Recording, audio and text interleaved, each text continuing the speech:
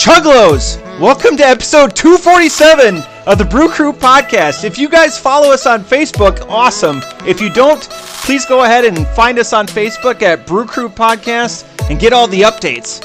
And why am I talking about the updates? Man, I love this song. God, it's such a great intro. Anyways, the reason why we are doing this long intro is I honestly didn't think I was going to have the energy, the will, the temerity to do this episode. Unfortunately, JT's out with a back ailment, so we're hoping that he'll be back soon. But I'm going to try to carry the load and do another episode. I don't know how many beers I'm going to do, whether I'm going to do 1, 2, 3, 5, 7. I should have turned my phone off, but that's okay. God, and I was like, do I even have enough to talk about? Do I even have beer to drink? Well, all of those things literally came together in the last 45 minutes.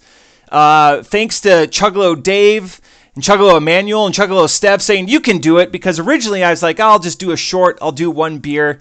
And because JT isn't around, I wanted to make sure it was an Oktoberfest beer. So this leads me to my first point, but I'm going to put a pin in that because today, September 18th, is the birthday of the Air Force, the great service that I participate in, 22 plus years now. So Math in Public, it was established in 1947. What's that? 80 minus 4, 76 years, Math in Public. That works out, I think. If nothing else, the fact checkers will check me below. So anyways, I talked about that. I hit that because Chuggalo Dave goes, you could do an episode and cater yourself to the Air Force birthday. Which leads me to my first beer and my second dilemma. I'm reaching out of the cooler, and it's important that these beers stay cool because what happened was I wanted to do more Oktoberfest pumpkin beers, if you will, and I went to Pat's, and this is my great dilemma. Pat's, amazing selection. I was like, I will pick whatever Oktoberfest beers are in the cooler. There was zero. He has a whole aisle, and I tell people to go there all the time. I probably tell 1 to 2 people a week to go there. It's a little they don't do a good job of advertising unless you're on Facebook for them, but you would have to know. And unfortunately, nothing was chilled. So I got home. I was like, I stuck a couple of cans in the freezer. I went and took a shower quick, and I came back and I was doing a little bit of pre-production myself, making sure all the recording equipment and everything's good to go as I check over. So now it's sitting in the cooler. So I went from the freezer to the cooler with some ice packs. So our first beer, it probably is better that it's a little bit warmer because it's a porter from our good friends at Epic. And this is a warm can. It's a barrel-aged Imperial pumpkin porter. And it's a porter brewed with pumpkin spices. I had to Google it because the alcohol content from our it's a wrapped can, is not on the can. So to the Googles, 10.3% in this bad boy. So I'm going to go with the crack because I need a little bit of time to digest this big one. Because as you guys know, as the Chuggalos know, and as Stev has pointed out, the quality of the podcast varies very much as the increase in alcohol in the beers we have. So with the crack, it's everywhere. Oh, typical what you would smell. A lot doesn't hide the booze on the nose. Wow, so much more to cover today. It's slightly chilled, but again, with like stouts, porters, you don't want to drink them ice cold because you want those attended adjuncts to be out. I want them ice cold, but if you talk to like a Cicerone or individuals that are way more experienced in beer styles and beer profiles, they will tell you that you want to drink your stouts and porters in the mid to upper 40s upon that first drink to make sure that you're getting all of those ancillary notes that the brewmaster planned for. So as I said, on the way home, I convinced myself, all right, I know my fridge is stocked really well, but it, again, doesn't have a lot of those Oktoberfest beers outside of what I'm bequeathing JT and I've already had. So I had to come up with some new, unique ones. And this was my dilemma. So I go there and I was like, I'm just going to get 2 different beers. So I walked out of there with 6 different beers and a box of seltzers because we had some seltzers this weekend. So it dwindled down a little bit. The good news is I got some of the 450 Versus series that we talked about 2 weeks ago. that I thought were only available online. The good thing with Pat, too, this is going to be a Pat-heavy episode to begin with. A couple of them were chilled. So I got Spider vs. Goblin and Lex vs. Clark, which I'm very excited for. I didn't look at, the combinations or anything, but those, again, if you follow me on Untapped, maybe we'll do one of those on a podcast episode. We'll have to see. Again, I just picked this beer up 15 minutes before, well, not 15 minutes, 45 minutes before I hit the record button. So that it's just pretty awesome.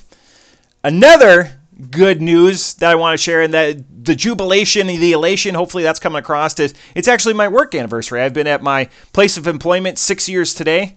So that's awesome. My PTO multiplier goes up. That's about it. It was acknowledged during a meeting today, during an operations meeting, which was pretty cool. But 6 years. Next year, I will have lived in Ohio for 12 years, which I get reminded by my best friends almost on a daily basis, for sure a weekly basis, that it sucks. It's less than advantageous. This last week, we had the fall fling up at the cabin. I couldn't attend just because it's a hellacious drive there and back on such a short turnaround. It'd be about 24 hours on the road there and back. So unfortunately, that didn't happen. I tried to participate from afar. Just with, I was out on the scooter this weekend because, again, with it being fall, it's absolutely amazing out. It's getting down into the 50s, upper 40s during the night. Fans and windows, keeping everything cool. All right. On to the beer, otherwise I'm going to run out of things to talk about. Also, thanks to Chuggalo Mom. Chuggalo Mom listened last week and left some feedback. I've been trying to be more lively. It warms my heart. Typically the solo episodes, whether it's just JT or myself, Chuggalo Stev's got a different algorithm or something. His videos far surpass. But as far as for JT and myself, it warmed my heart when I saw the numbers climbing. So thank you for not just seeing my stupid face and just being like, oh, this is a skip episode or whatever. And again, a lot of comments, and that's why I'm trying to do a better job on responding, doing outreach or whatever, because we do this for you. We would drink beer anyways. We just hit the record button and talk about nonsense or whatever is happening around us in the world because you guys listen. And I'm going to speak for JT, and for myself, but it means a lot. And that's why we keep doing this. And I was like, I have to give them, we have to keep the content stream going. So about this beer from Epic, and then we'll get to the website. I'm just going to read this straight off the can. This beer is 100% aged in hand-selected whiskey barrels, which they always say it's always hand-selected. It's not just, whatever fell off the bumpkin train, which bring forth bold notes of caramel and toasted oak. I get both of those. Flavors of fresh-cut pumpkin, hints of clove, 100% on the clove. Fresh vanilla beans, very expensive. If you ever know, fresh vanilla beans are from Madagascar, are very expensive. Nutmeg, ginger, cinnamon, and allspice complement the rich and earthy malt bill. I get most of that. There's a lot of spice. It just comes out as a clove in any amount is very potent. Allspice complements, the cinnamon, and that earthly malt is there. This is, again, it doesn't hide that 10-3 very well. But anyways, while I ruminate on this, and we've done Epic before, when we're in the church room bar, which is right next door, we actually have an Epic sign that will be right over JT's left shoulder as you look at it that I light up most of the time. But you can find out more about Epic from just going to epicbrewing.com. And the most interesting thing that I will take from Epic Brewing is they're out of Utah. When you think of beer and alcohol, Utah is not the state you think of because they have a bunch of you can't order a double. Like if you want Jack and Coke or whatever, you can't order a double. You have to order two separate drinks. There's a bunch of, and you have to order food with your drinks. I might be speaking out of turn, but their blue laws are consistently crappier than most states that I hear about, whether it be higher gravity stuff, which is interesting because this is a 10.3 beer. But anyways, they're out of Salt Lake. They make great stuff. We haven't had them on the podcast since 11 July of last year. And then we had them 3 times before. So as we're approaching 500 beers, this is going to be the 5th time we've had them on the podcast. So doing pretty well, trying to get out there and get new breweries, new experiences, everything. But every once in a while, you have to go back to the old guys or the OGs or whatever. Even though Epic is relatively new, they started in 2009. But their story on their website, again, epicbrewing.com, is called Our Saga, which as a huge geek, I appreciate that instead of like just about us or whatever, like our saga. So again, Utah's first brewery since Prohibition to brew exclusively high alcohol content beer, which I didn't know all of their beer was considered high alcohol content. It makes me wonder what level is high alcohol content. What number I would personally put, and maybe put comments below, anything above 8. I would say it's high alcohol content beer. But I'm intrigued to hear what the Chuggalos think. Intimidating, right? Remember, we're in Utah to adhere to Utah's definition of high alcohol beer. It goes into it here. Back in those days, the state considered any beer over 4% a high alcohol beer. Wow. Or a high point beer. I've heard that before. Or a heavy beer. It's still illegal for grocery stores and draft beer to be high alcohol. High alcohol beers must be purchased at a state liquor store, very similar to like a Minnesota, and poured out of the cans or bottles or purchased directly from the brewery. Again, challenges to get your product if you live in Ohio. But again, if you're a Chuggalo that living in Ohio, thanks for listening. But again, just interesting stories, interesting learning about other people's blue laws, and talking about their synopsis or their closing is Epic is perfect for Utah's casual beer drinkers and adventurous connoisseurs alike. And again, just catering to everyone, the whole gamut. All right, enough about Epic. So again, check out their website. I like their website. It's not overdone. It's a higher point font when it's the story, and it's only the high points. It doesn't. I like learning trivia like that. What they considered a high alcohol content was 4%, which is interesting because none of us would agree on that. But again, I'm curious what you think as a Chuggalo. What is a high alcohol content beer? Is it 8%? We could do it Family Feud style, where we wouldn't get 100 respondents, but see what people think. Is it 10.3? Is it 10%? Is it 10.5? Where would you block it off? This beer,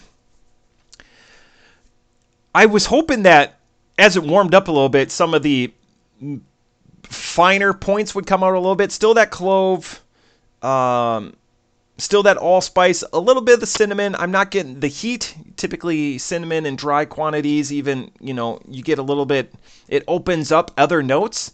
But man, that clove is there, which is not out of place. The right amount of clove in a lot of different meat dishes, or be it alcohol or beer or whatever like that. Clove is something that brewmasters have to be careful about balancing. I was going to do that for JT's back. I was going to be like, JT injured his back and won't be here. Shoot, where did I put it? And JT won't be here today. Yeah, I know. I got to get used to it because I redid the buttons on here. So that was going to be something I was going to do today before JT arrived. If we were going to do a real up mothership, I was going to have to reorganize the Stream Deck on the Surface because I'm recording on my desktop right now. So I'm going to be doing 2 beers today because I feel like I've got enough to talk about to carry us through. Man, this beer is very drinkable at a 10%. It doesn't hide the alcohol well, but it's not off-putting. It lets you know as a porter, it's got that heavy malt bill that it talked about, and I'm glad that they added it to the addendum on the can, on this wrapped can. Man, is it the best pumpkin? See, it's not pumpkin pie, just an Imperial pumpkin porter. It's good, but not great. I like that everything, the spices, all the way from the clove, the nutmeg, the cinnamon, is balanced. I don't know if it offers anything more than that, except just being a high gravity October fallish type beer. Off the top rope, I'm going to give this beer a 3.75. The best thing about this beer is it accompanies that alcohol well. While, again, it doesn't hide it, I just feel like it pairs well. Could it go much bigger? Maybe. But it feels well. It feels right at 10.3. I wouldn't want to drink it any less because there might be some of those flavors that would take over. Potentially that clove, potentially that cinnamon. But that malt build encompassing all of this is quite delicious. This is a memorable beer, but it doesn't do anything outstanding. So again, off the top rope, I'm going to give this a 3.75. I got just a little bit left, just swishing around there in the bottom. So we're drinking this, and we're talking about themes and everything. One thing that I have coming up, and it's one of mine and my wife's favorite time of year, is Oktoberfest. Wherever you are, be it in Ohio, be it in Wisconsin, be it in Illinois, or wherever, please seek out an Oktoberfest. My wife and where she went to college in Wisconsin, they're known for their extremely large Oktoberfest. It used to be 9 days. It no longer is that. It's only 4. But back when we were in college, which seems like an eternity ago because I graduated in 2006, it was 9 days long, marked by parades and festivities and the tapping of the keg. And I have German family that I've talked with when I've gone to Germany on military orders or whatever, that the only reason they knew where I lived in Wisconsin was my proximity to the Oktoberfest that is known. Here in Ohio, the big one is in Cincinnati, which they tout themselves as the second largest one outside of Germany. And I think the first largest one is in La Crosse. Or it was at one time a town of 60,000 and you can't get a hotel room within 40 miles. It's quite incredible. And just the assortment of people and just because it's Wisconsin, so it's that drinking culture, it's that debauchery. But what I implore people to go, because festivals are the best, but it's great when it's not, hopefully, knock on wood, it's not all hot and sweaty. I see we're going to have an uptick in temperature, so it's supposed to be, I think on Friday, the Art Museum here, the Dayton Art Institute, they're doing their Oktoberfest this weekend, which is a great time. We go with friends, and it's just an awesome occasion to go out, check out some wares, get some food. Ironically, at Oktoberfest, a little bit about me, I don't get like Oktoberfest inspired food. There's always this chicken, rice, and beans that they do, blackened chicken. Sorry, Stacy, that they do so well there that I get. But we always know it's the hallmark. It's always going to be close to the last weekend. This is not the last Saturday of the month. Either way, it's just an awesome, awesome time. There's more Oktoberfest stories that I have. Hopefully I can bounce them off JT. And we get a little decorum going back and forth, a little give and take, because there is so much to talk about with those, especially the fall festivals and the Oktoberfest, and Western Ohio is rife with them, as I know all over Wisconsin and hopefully Northern Illinois, where the preponderance of our listeners are. Man. I want to get to the second beer. What's my time on this? Holy buckets. I'm already at 20 minutes. My second beer, I'm just letting it chill a little bit more because I want this one to be colder. One of the comments that came out from this last week was between Chuggalos Steve and I, and I did look for one who was saying like apple beers are better than pumpkin beers. And it was interesting because I think, besides, we talk about it very lovingly and deservedly so, Blapples, Busch Light apple. Busch Light, as the sign dictates in the back there. But there's very few, pumpkin yam beers or whatever, there's tons of them. The market is rife with them, especially this time of year. But where are the apple beers? Or is it cider specific? And again, Steve and I, we exchanged barbs back and forth, and we were, talking about Warlocks, and, because Warlock is another great pumpkin-inspired, fall beer. But I was hoping, maybe I'll just levy that out there. Are there other people that prefer the apple beers, be it cider or apple-inspired beers or apple-infused beers, more than the pumpkin beers? And I can agree that there's a disservice done to the apple when we all like apples. No one goes, they don't. Apples are a steady fruit. I don't know anyone that's like, apples, I'm not interested. But while we disagree on when pumpkin beers become available, can we agree that there should be more apple beers on the market? And why isn't it? Is it too pedestrian of a flavor? I can't even remember the last time I had an apple IPA. Is that not something that's marriage material between the two? Something to think about. A question I posed to you guys. Beer number 2. Beer number 2 is from Brewery Omagang. And if you guys have been long-term Chuggalos, you guys will know that JT actually went to Brewery Omagang, which is in Cooperstown, New York. That was the beer, or that was the trip that the Brewed Without Hands comment came from. And we got a lot of mileage. We probably got 100 episodes of material just on that comment. But beer number 2 is All Hallows Treat. And JT, when you get back, I'm going to have both of these beers for you. What a deal, huh? What about that? And that's the bottom line, because Stone Cold said so. Because Stone Cold said so. All Hallows Treat. It's an Imperial chocolate peanut butter stout, 7.6%. So a stout, coming down a little bit in alcohol content. Comes in a pint can. And again, wasn't chilled. So I was trying to rapid chill it. And this is because it's, what do those colors elicit, especially chocolate and peanut butter? You got the black, you got the orange. I'm hoping, as anyone is hoping for, is a Reese's Peanut Butter Cup. This one didn't explode everywhere, which is good. The nose is Reese's Peanut Butter Cup. God, a little bit of milk, a little bit of lactose would go a long way in there.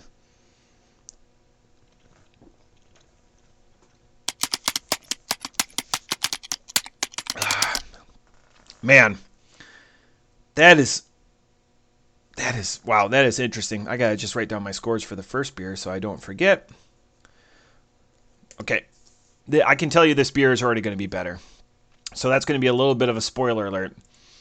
You can find out more about Brewery Omagang, because as you see on the can there, it's labeled Brewery Omagang. Like JT, I keep turning it the wrong way. But their website is just Ommegang, OMMEGANG.com. And they said the tradition was born in 1549. Don't get it twisted, even though it's out of Cooperstown, New York. Sorry, Stacey. Again. They were the first farmhouse brewer in the U.S. in 100 plus years. And again, that Belgian style, Duvel, Affligem, and Scaldus joined, and they guided the hand that created the Ommegang Brewery in upstate New York.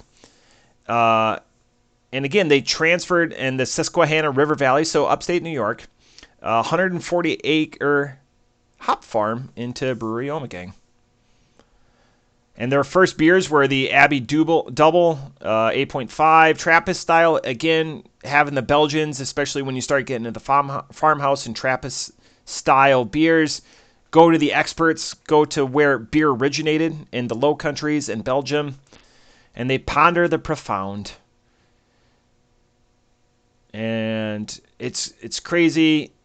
5 billion, a bunch of pictures. I'm just going down. This is great content. Game of Thrones. I have a couple of Game of Thrones bottles that are in the cellar. Then they started sours, hospitality reimagined. And it looks like just on their webpage, and again, ommegang.com/about us. It's very farm inspired. As somebody that grew up on a dairy farm, They essentially have silos. Our silos are, wrapped concrete. These are more stainless vats or tanks, or instead of oak folders, stainless steel folders. But it's nice that the weather hypothetically could affect them. They're probably double walled and insulated. But I'm at the point right now where this is going to be a very serious, but I was going to make this was going to be my intro joke. There's other people in the world that are, whether you believe they're right or wrong, I was a union kid, that are striking for better rights, and this happens to be the UAW auto workers. So our thoughts are with them for sure, working for better living conditions for them and their family, or better living wages.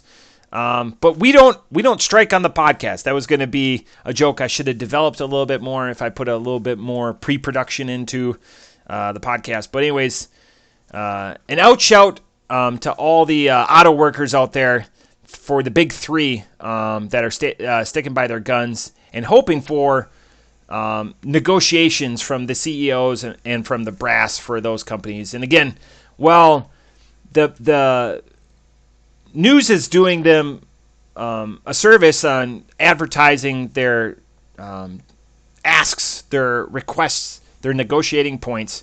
That's part of negotiating, is to meet in the middle. So hopefully both parties are able to meet in the middle, and we don't outsource more jobs, and we're able to provide for American families as they create vehicles, and wonderful vehicles they are for everyone in the country. All right, so I can cross that off. I think I covered pumpkin versus cider too. Stev, you got or pumpkin versus apple. So Stev, on this comment, because I know you'll listen, throw down some suggestions for the Chuggalos, and I can put them on the Facebook too. So anyways, back on this beer, I'm about a third of the way in. And again, all Hallows treat Imperial, 2 Imperials today. Chocolate peanut butter stout, 7.6. This is delightful. Wow. What would I change? It's the chocolate isn't a sweet chocolate. It's more of a robust or a dark cacao, over 65%, I would say. So if you want a more of a decadent, this is not going to be, it's not that milk chocolate. I like that. I like that they didn't just go with the, sorry, Stacey, the easy sugary bomb that like a Reese's peanut butter cup is. But the chocolate and the peanut butter are in a harmonious arrangement, and they pair well with each other. The nut, if you will, isn't like Jif or Skippy. It's not heavily butterized or processed. It's more of like the roughness, like if you're just cracking nuts at a fire. Like we had a fire this weekend. One of our favorite things to do as a family is we'll, in between the s'mores or whatever, because we're not monsters. By the way, a s'more is better with a Reese's peanut butter cup than it is with a Hershey's, and you can fight me on that. Is we'll sit there and crack nuts and just toss the shells into the fire. It's just awesome, rewarding, and it's something that accompanies like a beer or an old fashioned or a mixed drink really well. I feel that way about nuts. For like dark, if you have like a vodka drink or something like that, a nut's not going to go very well with it. But like a bourbon or a scotch or whatever like that, I feel like most nuts pair off well, be it a cashew, almond, walnut, or whatever. Okay. This beer is balanced incredibly, and it's got that Ommegang funk, or like a little bit of a signature to it. Even though it's a stout, you can tell other connoisseurs, cicerones, or whatever would probably be able to discern that funk, that feel to it that Ommegang provides their beers. And this one doesn't happen to be any different. Man, that chocolate and that peanut butter is just balanced so well. Off the top rope, I'm going to give this beer a 4.75. And it's not like mind blowing. You're gonna say, Matt, like you weren't, as I write this beer down, you weren't like floored. I like how they designed this beer. This beer and a 7.6, so it's not going to destroy you like hypothetically that Imperial Pumpkin Porter from Epic. This is a delightful little ditty. I couldn't imagine what the caloric content or the sugars or whatever, the natural sugars or whatever are on this one. This is why they don't put dietary facts on beer, but I'm curious. I might have to look up like Beer Advocate or whatever, wherever they have this, but this really just blows the mind with how good it is and how carefully crafted it is. And again, not a pumpkin beer though. Definitely a fall seasonal beer. Again, just all Hallows treat. What does it say? Sweet and spooky, like the perfect Halloween night. All Hallows treat rekindles your favorite childhood memories. Accurate. Creamy peanut butter and a soft vanilla finish. I didn't think about that. And a smooth body and a medium mouthfeel. It's the perfect throwback that brings you to your first bite of a chocolate peanut butter cup. Man, I don't think anyone could remember there are 3 or 4. Like our girls, our daughters really like their peanut butter cups. I mean, they don't seek them out. Sugar is sugar is sugar, but I don't know if anyone could remember their first peanut butter cup. But man, our Reese's peanut butter cup's amazing. There's some good artwork on here for JT to cover when he gets to that, and when his back gets better.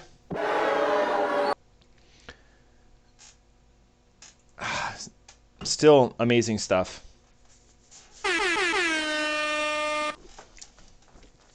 Man, going to Pat's, only wanting 2 different types of October fall beers and leaving with multiple different ones and way too much. I'm glad I went for these 2 beers. I'm glad to help out local business.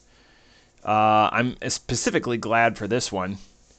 It's got a little bit of a warming aspect to it, but I think that's all I got. I wish it would have been a little bit colder, but that's all right. I just tried to rapid do it. I just bought these beers less than, as I'm looking at the time, 68 minutes ago. A minute till 69. But all right, I'm gonna close this out. I feel like I've done my job here. Again, I just want to reattack. Thank you for everyone who listens. Thank you, Chuggalo Dave, Chuggalo Emmanuel, Chuggalo Mom, Chuggalo Stev, for just telling me to push forward. I thought I was just going to do a short. It's shorter than a typical episode. Hopefully there's a lot of conversation points in it, something to give you guys all to think about. Chuggalo Emmanuel said, once you have a beer, you'll be inspired. I tried to write down my notes before. There you can look at my notes. I try to come prepared. A lot of it is disconjuncted compared to last week. I felt like I had a better flow last week, but that's just life. But that's going to be episode 247. I hope that we get to do another episode maybe this week, but if not, I hope that JT's Back is better next week to carry the load and to bring us home into 248 as we close in on 250. But that's it for episode 247 of the Brew Crew Podcast. Thank you for your support. Tell all your friends about the good news. Leave the comments below. I'm getting better. Be it Facebook, be it YouTube. I promise I'll read and I will respond. Thank you. Cheers.